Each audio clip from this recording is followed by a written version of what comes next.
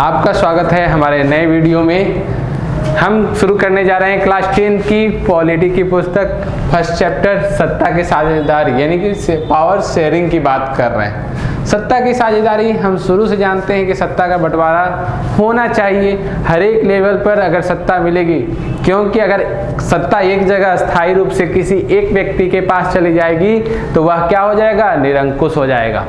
तो इस चीज़ को समझने के लिए कि सत्ता की साझेदारी क्यों आवश्यक है कि किसी भी काम में यानी ओवरलैपिंग ना हो, काम में ज़्यादा प्रेशर ना हो, यानी किसी पे ज़्यादा से ज़्यादा दबाव ना पड़ सके, इसलिए सत्ता का बंटवारा बहुत ज़रूरी है। अब हम देखेंगे कि हमारे भारत में या जिन जिन देशों में ये सत्ता का बंटवारा किया गया है वह किन किन स्तरों पे किया गया और किस लेवल पे किया गया। अगर हम भारत की बात करें तो भारत में हमने देख रखा है, हम ज़्यादातर फोकस भारत के बारे में ही करेंगे और कुछ अन्य देश हैं जैसे इंडिया, अमेरिका, ठीक है, और बेल्जियम, ठीक है। हम कुछ देशों के बारे में पार्टिकुलर चर्चा करेंगे जो कि इस चैप्टर में किया गया है।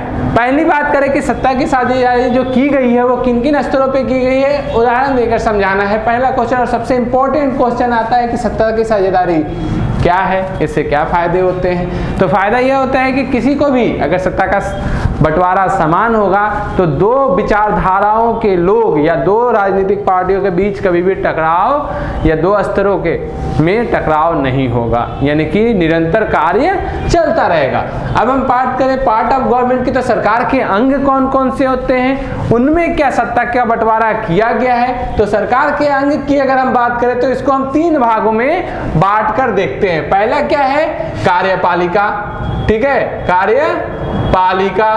दूसरा है विधायिका, विधायिका, और तीसरा है न्यायपालिका। तीसरा क्या है, न्यायपालिका, जिसको जुडिशरी कहते हैं। इसको क्या कहते हैं, कार्यपालिका को एग्जीक्यूटिव कहते हैं और विधायिका को लेजिस्लेटिव कहते हैं, ठीक है। तीनों के कार्यों को बंटवारा किया गया है। कार्यपालिका पूर्ण रूप से संसद के प्रति उत्तरदायी होगा, यानी कि सारा का सारा काम इन दोनों को करना है। और ये क्या करेगा, न्यायपालिका क्या करती है, नियंत्रण करती है। ये सेपरेशन ऑफ पावर के बाद ये कार्यपालिका किस प्रकार से काम करेगा संसद में वर्णित है। और उसके साथ साथ विधायिका क्या करता है, कानून को बनाने का काम कौन करेगा, हमारी लेजिस्लेटिव करेगी, और उसे लागू कौन करेगा, तो कार्यपालिका करेगी, और इन दोनों पे नियंत्रण कौन करेगा, तो न्यायपालिका करेगी।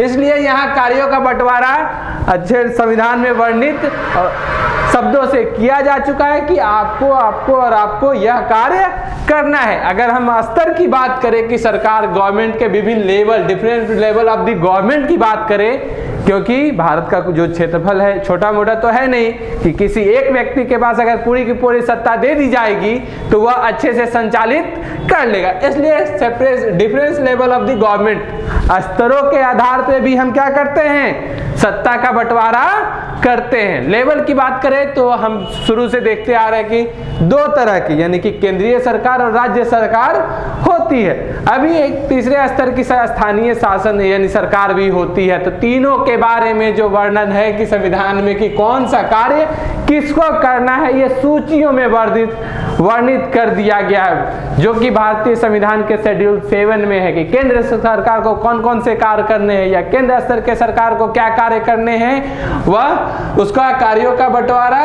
सत्ता के बंटवारा संविधान में वर्णित है। तीसरा जो चीज है कि सामाजिक समूहों के माध्यम से, यानी कि बहुत सारे लोगों को क्या लगता है कि हमारा अगर मान के चलिए सरकार बन गई है, सरकार हमारे हित में कार्य नहीं कर रही है, तो हम क्या करेंगे, ग्रुप्स बनाते हैं। हम क्या करते हैं, ग्रुप्स बनाते हैं। ग्रुप्स बनाने के बाद हम क्या करते हैं, अपनी बातें सरकार तक रखते हैं। सरकार को भी लगता है कि अगर जब तक कोई समूह नहीं होगा, स्पेशल ग्रुप्स जैसे महिला है, ठीक है, महिलाओं के लिए, अल्पसंख्यकों के लिए भारतीय संविधान में पहले से ही वर्णित किया जा चुका है कि इनको स्पेशल, जैसे पहले हमारे बात करें तो अल्पसंख्यकों के लिए SC/ST कानून भी बना हुआ है, महिलाओं के लिए है। तो ये सामाजिक समूहों द्वारा भी सत्ता का क्या किया जाता है, बंटवारा किया जाता है कि अब विधानसभा में, कार्यपालिका में महिलाओं को, अल्पसंख्यकों को क्या करना है, चुनाव के पश्चात उन्हें सत्ता में भागीदारी निभाने के लिए हमें लेकर आना है, जिससे कि वो समाज को अच्छे से समझ सके और समाज में के विकास में अपनी भागीदारी सुनिश्चित कर सके। तीसरा जो है वो है दबाव समूह, यानी प्रेशर ग्रुप्स। क्या होता है, तो ये जो है पहला सामाजिक समूह का, तो यहाँ इसका उदाहरण हम बेल्जियम में देख सकते हैं। इसका उदाहरण कहाँ देखेंगे, बेल्जियम में। वहां पे शासन व्यवस्था को संचालित सामाजिक समूहों का ज्यादा से ज्यादा ख्याल रखा जाता है। अब आते हैं प्रेशर ग्रुप्स का।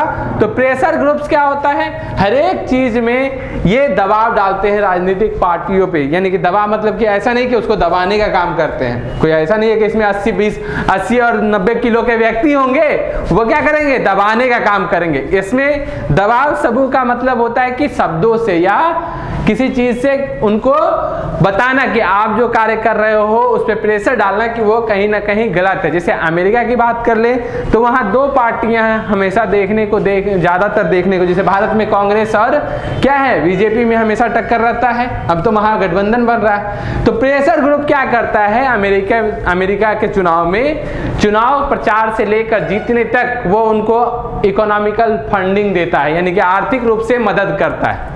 अमेरिका में डेमोक्रेटिक हो या रिपब्लिक हो, वो चुनाव में क्या करता है, प्रेशर ग्रुप क्या करता है, आर्थिक रूप से मदद। आप चुनाव लड़ो, आपको हम पैसे देते हैं, आप चुनाव जीतने के बाद ये प्रेशर ग्रुप क्या करते हैं, उन पे दबाव डालते हैं। सत्ता के जितने भी नियम कानून बनते हैं उसको अपने अकॉर्डिंग चेंज करना ये लोग शुरू कर देते हैं, और साथ ही साथ सत्ता के बंटवारे में भागीदारी निभाना शुरू कर देते हैं। तो ये 4 पॉइंट बहुत ज्यादा इंपॉर्टेंट है इसमें हर एक देश का। जैसे इन दोनों में आप भारत का उदाहरण दे सकते हैं, इसमें बेल्जियम का उदाहरण देना है, और इसमें दबाव समूह में यहाँ भी प्रेशर ग्रुप्स है, भारत में भी प्रेशर ग्रुप्स है, बट उसमें क्या देखने को मिलता है, यहाँ पे प्रेशर ग्रुप्स को उतना ज्यादा तवज्जो नहीं दिया जाए यहाँ लोकतंत्र में, ठीक है। तो हमें इस तरह से इस टॉपिक को समझते हुए चलना है कि जिससे लगे कि हाँ, हम अपने शब्दों में उदाहरण के साथ कभी भी आंसर राइटिंग करते समय एक बात का ध्यान रखना जरूरी होता है कि हम जो जैसे क्वेश्चन पूछ रहा है, अगर सत्ता का बंटवारा नहीं हुआ तो क्या होगा।